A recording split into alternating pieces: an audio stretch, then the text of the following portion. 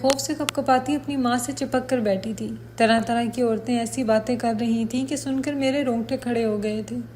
ارے نازیہ بہن، ہم باہر سے سن کر آ رہے ہیں، تمہارے شوہر نے اس کو ونی کرنے کا فیصلہ کر دیا ہے، ابھی آئے گا تھوڑی دیر میں، تم پر بم پھوڑے گا، اس لیے اس وقت سے پہلے ہی اس کو تھوڑا تیار کر دو، کیونکہ پنچایت اور جرگے کا فیصلہ کبھی بدلتا نہیں ہے۔ بیچاری لڑکی اتنی چھوٹی سی ہے اور اپنے بھائی کے گناہ کا حساب اب یہ معصوم دے گی۔ ارے پہلے ہی کر لیتے اپنے بیٹے کی تھوڑی تربیت تو آج یہ نہ ہو رہا ہوتا۔ کسی عورت کی آواز سنتی وہ ڈر سے کانپ کر رہ گئی تھی۔ ونی کے نام نے ہی اس کی ہڈیوں کو چٹکا دیا تھا۔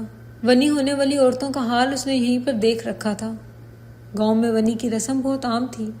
آئے دن یہاں کوئی نہ کوئی کسی کو قتل کر دیتا، پھر یا تو اسے مار دیا جاتا یا پھر ان کے گھر کی کسی بیٹی کو ونی کر دیا جاتا، اور جو ونی میں گئی تھی ان کا حال اس نے اپنی آنکھوں سے دیکھے تھے۔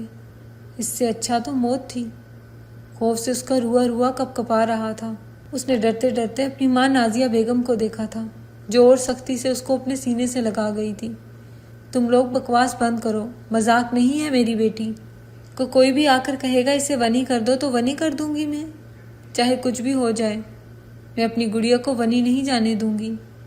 وہ روتے ہوئے ماریا کو اپنے سینے سے لگا گئی تھی۔ ماریا خوف سے کپکپا رہی تھی، اپنی ماں کو سختی سے جکڑ گئی تھی، بس یہ آغوش نہیں چھوڑنی تھی، کیونکہ اگر یہ آغوش غلطی سے بھی اس کے ہاتھ سے چھوٹ جاتی تو اسے معلوم تھا یہ گاؤں کی عورتیں جو بھی کہہ رہی ہیں یہی ہوگا۔ اس کا باپ تو پہلے ہی اسے پسند نہیں کرتا تھا۔ اسے 100% یقین تھا کہ وہ اس کے بھائی کو بچانے کے لیے اس کی بلی چڑھا دے گا۔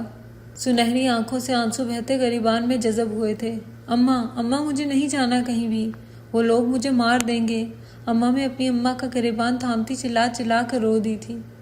بہت سی عورتیں مجھے تعصب سے دیکھ رہی تھیں اور بہت سی عورتیں مجھے غصے سے دیکھ رہی تھیں۔ میں بری طرح روتے آنے والی مصیبت ٹلنے کی دعا کر رہی تھی۔ کالج یونیفارم میں بیٹھی میں بری طرح ٹوٹی ہوئی تھی۔ جب میں کالج سے واپس آئی تو میرے گھر میں رش دیکھ کر میں حیران ہو گئی تھی۔ کالج کا بستہ وہیں پھینک کر میں بھاگتے ہوئے جب اماں کے کمرے میں گھسی، اماں کو روتے دیکھ میرے پیروں تلے زمین نکل گئی تھی۔ اماں کیا ہوا؟ تم کیوں رو رہی ہو؟ میں نے اپنی ماں کے چہرے پر ہاتھ رکھتے ان سے پوچھا تھا۔ برباد ہو گئے ہم، برباد کر دیا تیرے بھائی اور باپ نے ہمیں۔ کتنا سمجھایا تھا تیرے باپ کو کہ شہریار کی تھوڑی سی ہی تربیت کر لو، مگر تیرے باپ نے نہیں کی۔ ارے برباد کر دیا میری بچی، برباد کر دیا۔ وہ سینہ پیٹ کر رو رہی تھی۔ میں نہ سمجھی سے اپنی ماں کا چہرہ دیکھتی رہی۔ اماں یہ تم کیا کہہ رہی ہو؟ مجھے کھل کر تو سمجھاؤ۔ میں بھوکی پیاسی زمین پر بیٹھی اپنی ماں سے یہ پوچھنے کی کوشش کر رہی تھی۔ گھر آتے ہی میری بھوک مٹ گئی تھی۔ گھر کا جو حال ہوا تھا دیکھ کر مجھے ہول اٹھنے لگے۔ اماں تمہیں اللہ کا واسطہ ہے مجھے بتا دو، میرا دل بند ہو جائے گا۔ ارے تیرے بھائی نے گاؤں کے سردار کے بیٹے کا قتل کر دیا ہے، تیرا باپ پنچایت میں گیا ہے، دعا کر کے ہمارے اوپر یہ آفت نہ پڑ جائے۔ یہ سنتے میرے اوپر قیامت ٹوٹ پڑی۔ میرا بھائی جہاں بھر کا آوارہ تھا، مگر آج تک اس نے یہ سب نہیں کیا تھا۔ میں بے یقینی سے اپنی اماں کا چہرہ دیکھتی رہ گئی۔ مجھے اس گاؤں کی رسموں کے بارے میں بہت اچھے سے پتا تھا، کچھ بھی ہو سکتا تھا۔ پنچایت کے فیصلے میں میری قربانی بھی دی جا سکتی تھی، یہ بھی مجھے معلوم تھا۔ اماں تم فکر مت کرو، سب صحیح ہوگا۔ ارے کیسے فکر نہ کروں؟ تیرا وہ آوارہ بھائی قتل کر کے فرار ہو گیا ہے۔ تو جانتی ہے اس گاؤں میں کیسی رسمیں ہیں۔ ماریا تو دعا کر یہ مصیبت تیرے سر نہ پڑ جائے۔ اماں کیا مطلب؟ تم کیا کہہ رہی ہو؟ میں نے ناسمجھی سے اپنی ماں کو دیکھا۔ دل کہیں دھڑک دھڑک کے مجھے کسی انہونی کا احساس دلا رہا تھا۔ ماریا مجھے تیرے باپ پر ایک آنکھ بھروسہ نہیں ہے، کہیں وہ اپنے اس آوارہ بیٹے کو بچانے کے لیے تجھے ہی نہ ونی کر دے۔ یہ سننا تھا کہ میرے پیروں تلے سے زمین نکل گئی۔ اماں ابا ایسے نہیں کریں گے۔ میرے ہونٹ لرز رہے تھے، میں بے یقین تھی۔ لبوں سے تو میں اپنی ماں کو انکار کر رہی تھی، مگر میرا دل بھی یہی کہہ رہا تھا کہ میرا باپ میری قربانی دے دے گا۔ بچپن سے لے کر اب تک میرے باپ نے مجھ سے محبت کی ہی کب تھی؟ ان کے لیے تو میں بس ایک مصیبت تھی، ایک بوجھ تھی جس سے چھٹکارا پانے کے لیے وہ کچھ بھی کر سکتے تھے۔ پھر یہ تو ایک بنی بنائی بات تھی۔ میں کپکپاتے ہوئے اپنی حفاظت کی دعا کرنے لگی۔ میری ماں کے لبوں پر بھی مسلسل میری خیریت کی دعائیں تھیں۔ گاؤں کی عورتیں بیٹھ کر مجھے اور میری ماں کو ڈرا رہی تھیں۔ خوف سے میرے لبوں سے آواز تک نہیں نکل رہی تھی۔ ابھی ہم دونوں بیٹھے ہی تھے کہ تبھی دروازہ کھولتے میرا باپ اندر داخل ہوا۔ میرے باپ کے چہرے پر ایسا غضب پھیلا ہوا تھا کہ دیکھ کر میں ڈر گئی۔ ایسا محسوس ہو رہا تھا کہ وہ گناہ میرے بھائی نے نہیں بلکہ میں نے کیا ہے۔ وہ تیز قدموں سے میری جانب بڑھنے لگا۔ میں خوف سے کانپتی اپنی ماں کے اندر گھستی جا رہی تھی۔ وہ میرے قریب آتا مجھے بھسم کر دینے والی نگاہوں سے دیکھنے لگا۔ میں بری طرح رو دی تھی۔ دوسرے ہی لمحے میرا باپ مجھے بالوں سے پکڑ کر کھڑا کر گیا۔ چل اٹھ، جا کے تیار ہو، تجھے ابھی میرے ساتھ چلنا ہے۔ میں اپنے باپ کی بات سنتی کپ کپا کر رہ گئی تھی۔ ابا کہاں جانا ہے ہمیں؟ میری آنکھوں سے آنسو مزید بہنے لگے۔ جتنا بولا ہے اتنا کر، زبان نہیں چلا ورنہ زبان کاٹ دوں گا۔ جا دفع ہو جا، جا کر تیار ہو، ہمیں آدھے گھنٹے میں نکلنا ہے۔ آج سے پہلے میرا باپ کہیں بھی مجھے لے کر نہیں گیا تھا۔ میں سمجھ گئی تھی کہ وہ مجھے کہاں کے لیے لینے آیا ہے۔ ابا میں نہیں جاؤں گی، مجھے تیرے ساتھ کہیں بھی نہیں جانا، میں خوف سے کہتے پیچھے ہوئی تھی۔ ایک زوردار چماٹ نے میری ہستی ہلا کر رکھ دی تھی۔ میں اپنے چہرے پر ہاتھ رکھے بے یقین نگاہوں سے اپنے باپ کا چہرہ دیکھ رہی تھی۔ جتنا بولا ہے اتنا کر، اگر تجھے کہیں لے کر جا رہا ہوں نا تو تجھ سے مطلب ہی ہے میرا۔ جا دفع ہو جا، جا کر تیار ہو۔ تم میری بیٹی کو کہیں نہیں لے کر جاؤ گے صدام، میں تمہارا قتل کر دوں گی اگر تم نے میری بیٹی کو ہاتھ لگانے کی بھی کوشش کی۔ میری ماں کھڑی ہوتی دھاڑی تھی۔ میری ماں کی دھاڑ سنتی میں بھاگتے ہوئے اپنی ماں کے پیچھے چھپ گئی تھی۔ نازیہ میرا دماغ مت خراب کر، میں تجھ پر ابھی ہاتھ نہیں اٹھانا چاہتا، اس لیے جو کہہ رہا ہوں کر، کام سے لے کر جا رہا ہوں اسے۔ کون سا کام ہے تمہیں میری بیٹی سے؟ ساری عمر تو تمہیں میری بیٹی نظر بھی نہیں آئی، ابھی کام پڑ گیا تو تم آ گئی میری بیٹی کو بلانے۔ ارے تم جیسا کتا میں نے پوری دنیا میں نہیں دیکھا۔ تم کتنے گھٹیا انسان ہو، اپنے مطلب کے لیے اپنی بیٹی کو مار رہے ہو اور اپنے ہی مطلب کے لیے لے کر جا رہے ہو۔ خبردار جو تم نے میری بیٹی کو ہاتھ بھی لگایا تو میں تمہارا ہاتھ جڑ سے اکھاڑ دوں گی، میری ماں چلاتے ہوئے بولی تھی۔ میری ماں کا چلانا میرے باپ سے برداشت نہیں ہوا۔ وہ ایک زوردار تھپڑ میری ماں کو بھی مار گیا تھا۔ میری ماں زمین پر منہ کے بل گری تھی۔ یہ سب دیکھتی میں چیخ بھی نہ سکی۔ میں اپنے منہ پر ہاتھ رکھے پیچھے کی جانب قدم بڑھا گئی تھی۔ گھٹیا عورت، تجھے کہہ رہا ہوں نا، ابھی میرے منہ مت لگ، بے فضول ٹائم برباد کر رہی ہے۔ اگر مرنا چاہتی ہے تو رات تک کا انتظار کر لے، تجھے رات میں آ کر میں اتنا ماروں گا کہ تو خود ہی مر جائے گی۔ ابھی مجھ سے بحث مت کر ورنہ میں تیری میت یہیں سجا دوں گا۔ میری ماں آنکھوں میں خون بھرے کھڑی ہوئی تھی۔ دوسرے ہی لمحے انہوں نے ایک زوردار تھپڑ میرے باپ کے منہ پر مارا۔ وہ رکی نہیں تھی، وہ پے در پے تھپڑ ہی تھپڑ میرے باپ کے منہ پر مارنے لگی۔ میں اپنی آنکھوں سے یہ منظر دیکھتے کپ کپا گئی تھی۔ آج سے پہلے میں نے اپنی ماں کو صرف پٹتے ہی دیکھا تھا، آج پہلی بار انہوں نے میرے باپ پر ہاتھ اٹھایا تھا۔ میں زیر لب اپنی ماں کی خیریت کی دعا کرنے لگی۔ میرا باپ جس قسم کا جانور آدمی تھا مجھے معلوم تھا کہ وہ اب میری ماں کو نہیں چھوڑے گا۔ گھٹیا عورت مجھ پر ہاتھ اٹھائے گی؟ وہ میری ماں کو بالوں سے پکڑتا بری طرح مارنے لگا۔ گاؤں کی بہت سی عورتیں بھاگ کر میری ماں کو بچانے آئی تھی، میں بھی ان میں شامل تھی، مگر میرے باپ نے میری ماں کو نہ چھوڑا۔ میری ماں کو جانوروں کی طرح مارتا میرا باپ آدمرا کر چکا تھا۔ میری ماں زمین پر پڑی بری طرح کرا رہی تھی۔ ارے صدام، مرے گا تو، کیڑے پڑیں گے تیرے اوپر۔ گھٹیا انسان، میری بیٹی کو ہاتھ بھی نہیں لگائی ہو، میں تیرا منہ توڑ دوں گی۔ اگر میری بیٹی کو کچھ بھی ہوا میں تجھے نہیں چھوڑوں گی۔ میری ماں تکلیف سے کراہتی میرے باپ کو الٹا سیدھا بولنے میں مصروف تھی۔ میرا باپ قدم قدم چلتا میرے پاس آتے ہی ایک زوردار تھپڑ میرے منہ پر مار گیا تھا۔ تجھے کتنی دیر پہلے میں نے بولا تھا جا تیار ہو، اب تک تیار نہیں ہوئی؟ جا دفع ہو جا، جا کر تیار ہو، آدھے گھنٹے میں تیرا نکاح ہے سردار کے چھوٹے بیٹے سے۔ تیرے بھائی کے جرم میں میں تجھے بری کر آیا ہوں۔ میں نے بے یقینی سے اپنے باپ کا چہرہ دیکھا تھا۔ ٹانگوں سے جان نکل گئی تھی۔ میں کھڑے قد سے زمین پر گری۔ گاؤں کی بہت سی عورتیں بھاگ کر میرے پاس آئی تھی۔ اٹھ، یہ ٹوپی ڈرامے نہیں کر، پہلے ہی بہت کم ٹائم بچا ہے، مجھے نکاح کر کے تیرے اس بھگوڑے بھائی کو بھی ڈھونڈنے جانا ہے جو پتہ نہیں کہاں چھپا بیٹھا ہے۔ ابا تم ایسے کیسے کر سکتے ہو؟ دھیمے لہجے میں اپنے باپ سے شکوہ کیا۔ نفرت ہے مجھے تیرے سے، تجھ سے جان چھڑانے کا مجھے موقع چاہیے تھا جو مجھے بہت اچھی طرح مل گیا۔ میں اپنے اکلوتے بیٹے کو قتل کے لیے نہیں دے سکتا تھا، اس لیے تو ہی آخری راستہ تھی۔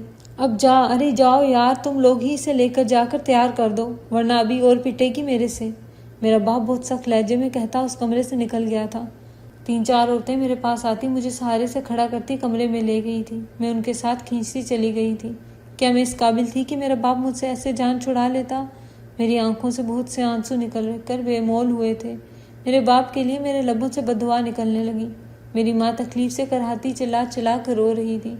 صدام، کیڑے پڑیں گے تجھے، کیڑے پڑیں گے تجھے۔ تو نے میری بیٹی کو مجھ سے دور کیا ہے نا، تیرے پاس بھی کوئی نہیں رہے گا۔ میری ماں کی باتیں سنتی میں پھوٹ پھوٹ کر رو دی تھی۔ میں کالی چادر میں لپٹی کمرے کے اندر داخل ہوئی تھی۔ میرا باپ ٹہلتے ہوئے میرا انتظار کر رہا تھا۔ چل، اس کے سخت لہجے پہ کہنے پر میں بھاگتے ہوئے چپل پہننے لگی تھی۔ آنکھ سے آنسو میرے بہتے ہی جا رہے تھے۔ میں نے مرتے ہوئے ایک آخری نظر اپنی ماں پر ڈالی، جو اب تک زمین پر پڑی بری طرح رو رہی تھی۔ میں بھی رو دی۔ بس کر یہ رونا دھونا، آگے تجھے ویسے بھی بہت رونا ہے۔ میرے باپ کا زہریلا لہجہ میرے کان کے قریب گونجا تھا۔ میں نے سختی سے اپنے آنسو پوंچھتے اپنے باپ پر نفرت بھری نظر ڈالی تھی۔ زندگی میں پہلی بار مجھے اپنے باپ سے نفرت ہوئی تھی، شدید نفرت ہوئی تھی۔ میں اس کے ساتھ چلتے اس جرگے میں داخل ہوئی۔ میرا باپ ایک چادر پکڑتا مجھ پر ڈال گیا تھا۔ میری آنکھیں دھندلی ہو گئی۔ پہلے جو کچھ نظر آ رہا تھا اس چادر کی وجہ سے اب کچھ نظر نہیں آ رہا تھا۔ میرا باپ مجھے ہاتھ پکڑ کر ایک جگہ پر بٹھا چکا تھا۔ میں بری طرح روتے وہاں خاموشی سے بیٹھ گئی تھی۔ اگر میرے نصیب میں یہی سب لکھا تھا تو میں اپنے نصیب کو قبول کر چکی تھی۔ ہاں تو صدام، بتاؤ، شروع کروائیں یہ نکاح؟ سردار کی آواز گونجی تھی۔ جی سردار صاحب، میں تو کب سے اسے یہاں لے آیا ہوں۔ آپ نکاح شروع کروائیں اور لے جائیں اسے۔ اپنے باپ کے الفاظ سنتی میں اپنے باپ کو بدعا دینے پر اتر آئی تھی۔ جس سے میرا نکاح ہو رہا تھا میں اسے بھی نہیں دیکھ سکی تھی۔ میرے ساتھ ہوا ہی یہ سب تھا کہ مجھے کسی چیز کا ہوش نہ تھا۔ مولوی صاحب میرے برابر آ کر بیٹھا تھا۔ اس کے الفاظوں کو میں نے زہر کی طرح اپنے اندر اتارتے 3 بار قبول ہے کہہ دیا تھا۔ جس چیز سے مجھے آج تک خوف آتا رہا تھا وہ چیز میرے ساتھ بھی ہو گئی تھی۔ کہتے ہیں نا، ڈرو گے تو مرو گے۔ کاش میں نے اس چیز کو مذاق میں اڑا دیا ہوتا تو آج میں بھی یہاں نہ ہوتی۔ مخالف سمت سے مردانہ لہجے میں 3 بار قبول ہے سنتی میں اور بری طرح رونے لگی تھی۔ یہ لہجہ میں نے سن رکھا تھا اور یہ لہجہ کس سے ملتا تھا اس وقت میں اسے یاد نہیں کر سکتی تھی۔ نکاح کے بعد مجھے ایک گاڑی میں ڈال کر حویلی لے آیا گیا۔ میں کس کے ساتھ آئی میں نہیں جانتی تھی۔ میرا نکاح کس سے ہوا میں نے اس کی شکل بھی نہیں دیکھی تھی۔ میں اپنے نصیب پر رونے میں اتنا مصروف تھی کہ میں نے کچھ بھی سوچنے کی زحمت نہیں کی تھی۔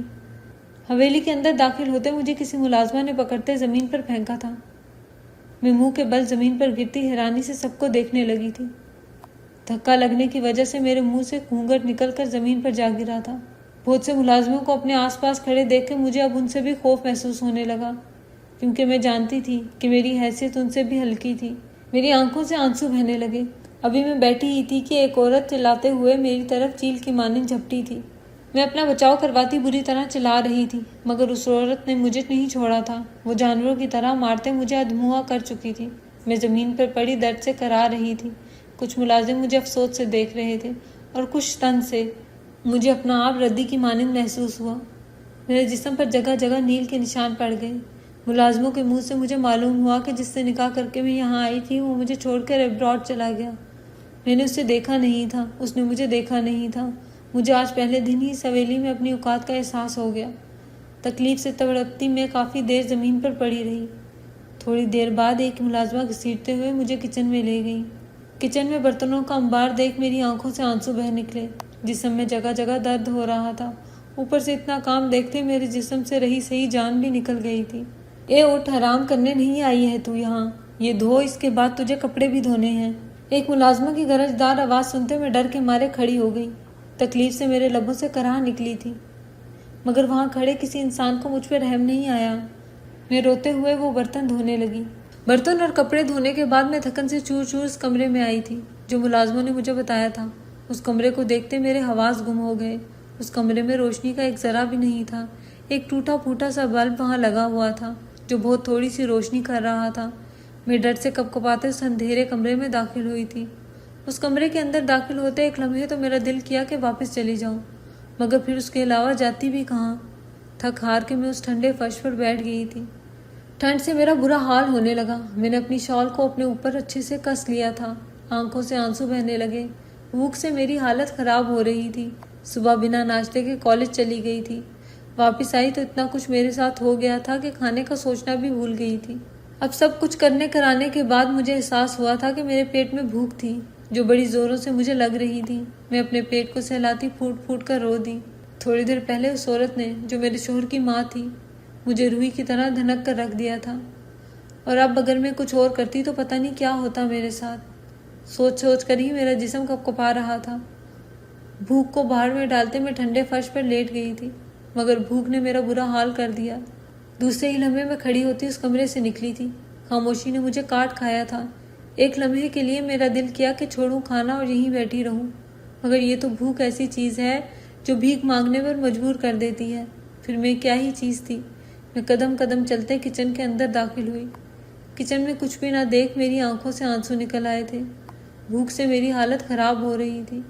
کچن کی سائڈ ریک پر ایک تھیلی میں مجھے باسی روٹیاں نظر آئی۔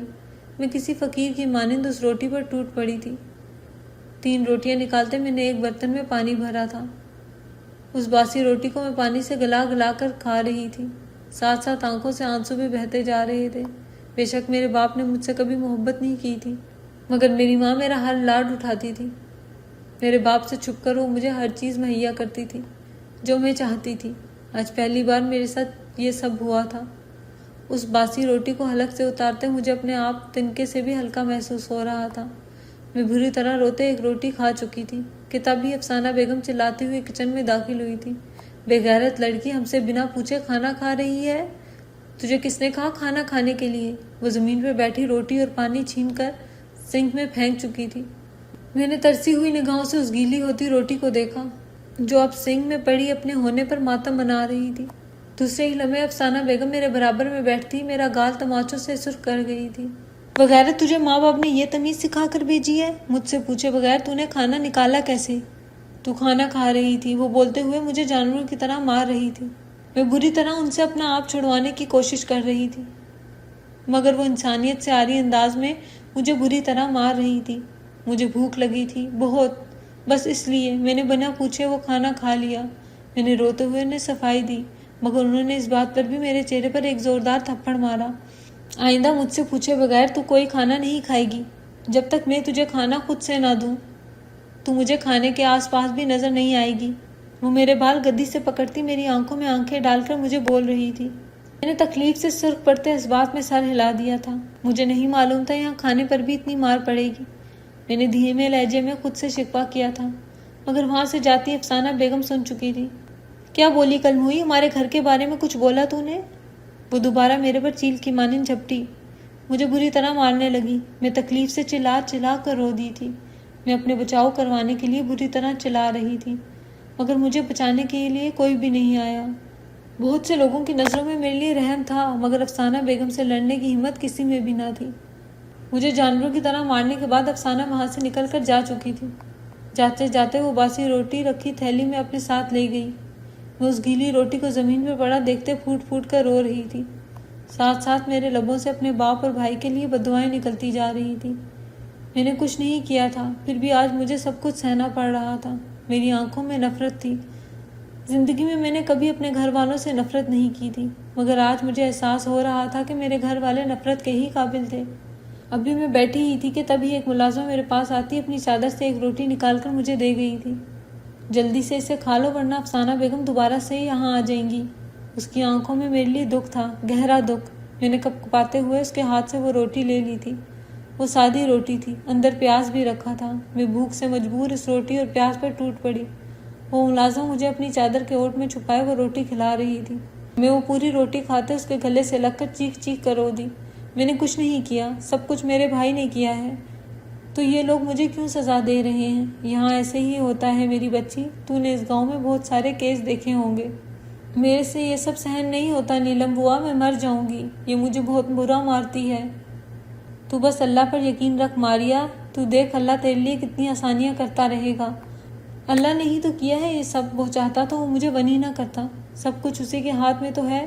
نہ میری گڑیا ایسی باتیں نہیں کہتے، سب کچھ اچھائی اور بھلائی کے لیے ہی ہوتا ہے۔ شاہزیب صاحب یہاں پر نہیں ہیں، اگر وہ ہوتے نا تو تیرے ساتھ یہ سب کچھ نہ ہونے دیتے۔ شاہزیب کا نام سن کر میری رنگت سرخ ہوئی تھی۔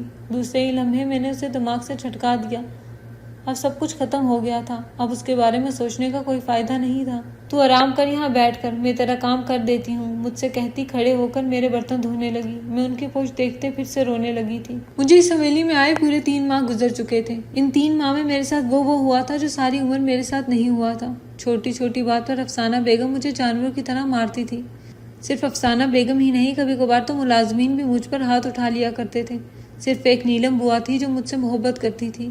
کبھی کبھار وہ میرے کام بھی کر دیا کرتی تھی، کل رات افسانہ بیگم نے مجھے بہت مارا تھا، جس کی وجہ سے ساری رات میں سو نہیں سکی تھی، مگر ملازمہ آج صبح کے کام کے لیے مجھے کچن بلا کر لے آئی تھی۔ میں ہمت کرتی کچن میں آ کر کھڑی ہوئی تھی۔ کچن دیکھتے ہی میرا دماغ گھوم گیا تھا۔ پورا کچن برتنوں سے بھرا پڑا تھا۔ اتنے برتن دیکھ کر میری آنکھوں میں آنسو آئے تھے۔ سردیوں کے دن تھے، اتنی سردی میں اتنے سارے برتن مجھ سے نہیں دھوئے جاتے تھے۔ بعض دفعہ تو میرے ہاتھ تک اکڑ جاتے تھے، مگر پھر بھی مجھ سے برتن دھلوائے جاتے تھے۔ میں بری طرح روتے برتن پٹک پٹک کر دھونے لگی۔ آج پہلی بار مجھے خود پر اور اپنے شوہر پر غصہ آ رہا تھا۔ جب مجھ سے نکاح کیا تھا تو مجھے چھوڑ کر کیوں گیا تھا؟ میں نے زیر لب اسے بھی 2-4 بددعائیں دے دی تھی۔ پچھلے 2 گھنٹوں سے برتن دھونے کے باوجود بھی برتن اتنے تھے کہ ختم ہی نہیں ہو رہے تھے۔ جتنے دھو رہی تھی اتنے ہی گندے ہو کر واپس آئے جا رہے تھے۔ میں تھک ہار کر گلاس زمین پر پھینکتی پھوٹ پھوٹ کر رو دی تھی۔ بے دہانی میں نے اسٹیل کے بجائے کانچ کے گلاس زمین پر پھینک دیا تھا، جو ٹکڑے ٹکڑے ہوتا پورے کچن میں بکھر گیا۔ میں اس ٹوٹے ہوئے گلاس کو دیکھتے صدمے میں چلی گئی۔ رنگت ڈرنے کی وجہ سے زرد ہو گئی تھی۔ یہ گلاس کوئی عام گلاس نہیں بلکہ افسانہ بیگم کے جہیز کا گلاس تھا۔ وہ اس پر مجھے جان سے بھی مار سکتی تھی۔ میں زیر لب اپنی حفاظت کی دعائیں کرنے لگی۔ ڈر کے مارے آنکھوں میں آنسو جیسے جم سے گئے تھے۔ اس سے پہلے کہ میں باقی کے برتن دھوتی تبھی افسانہ بیگم دھاڑتی ہوئی کچن کے اندر داخل ہوئی تھی۔ منوس ماری تیرا بیڑا غرق ہو، تو نے میرا جہیز کا گلاس توڑ دیا، میں تجھے نہیں چھوڑوں گی۔ تیرے کو میں نے 1,00,000 بار سمجھایا ہے کہ اپنے ہاتھوں کو سنبھال کر برتن دھویا کر۔ تو نے میرا گلاس توڑا کیسے؟ وہ میرے منہ پر چماٹے ہی چماٹے مارتی جا رہی تھی۔ میں خود کا بچاؤ کرواتی بری طرح رونے لگی۔ رات کی مار ابھی تک بھولی نہیں تھی کہ ایک اور بار افسانہ بیگم مجھ پر پل پڑی۔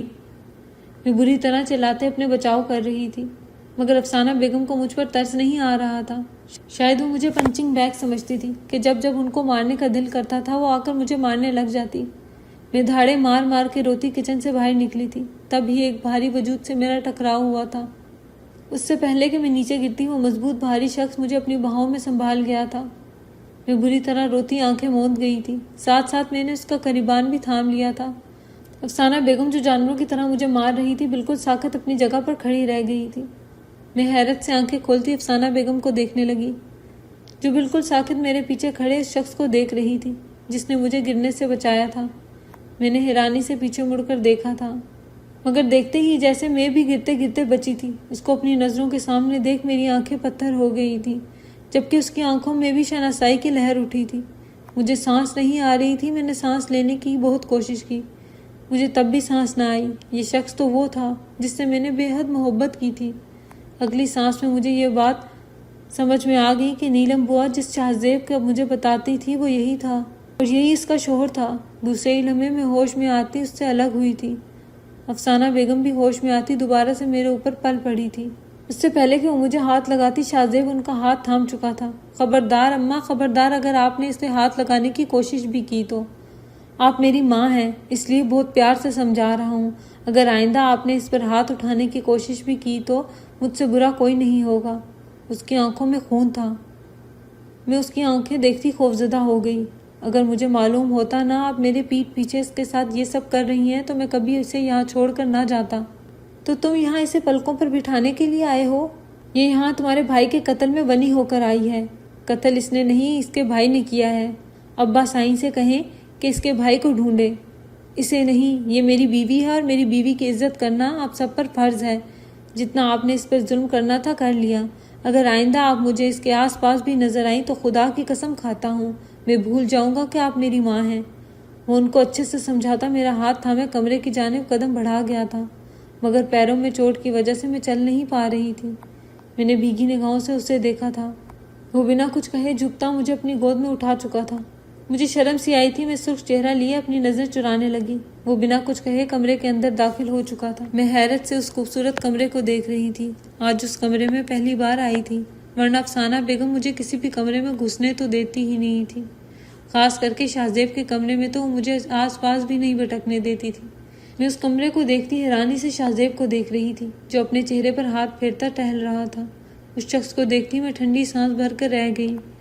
یہ وہ شخص تھا جسے میں نے کئی سال بے لوث چاہا تھا۔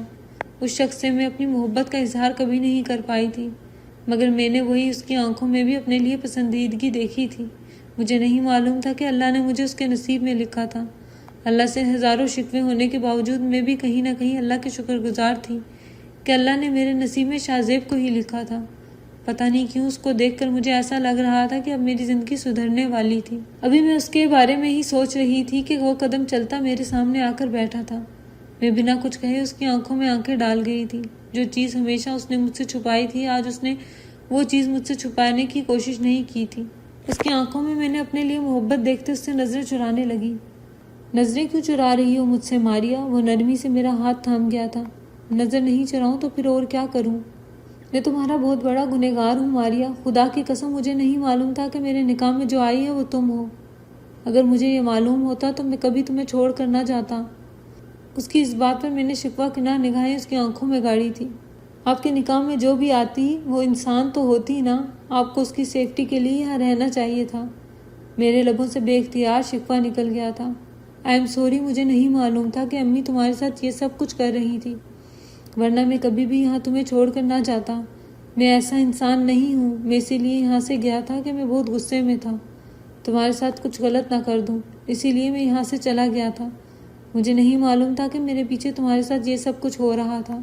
اس وقت جب بابا نے مجھے بتایا کہ تم میری بنی میں آ رہی ہو تو میں نے انکار کر دیا، کیونکہ میں تمہیں نہیں جانتا تھا۔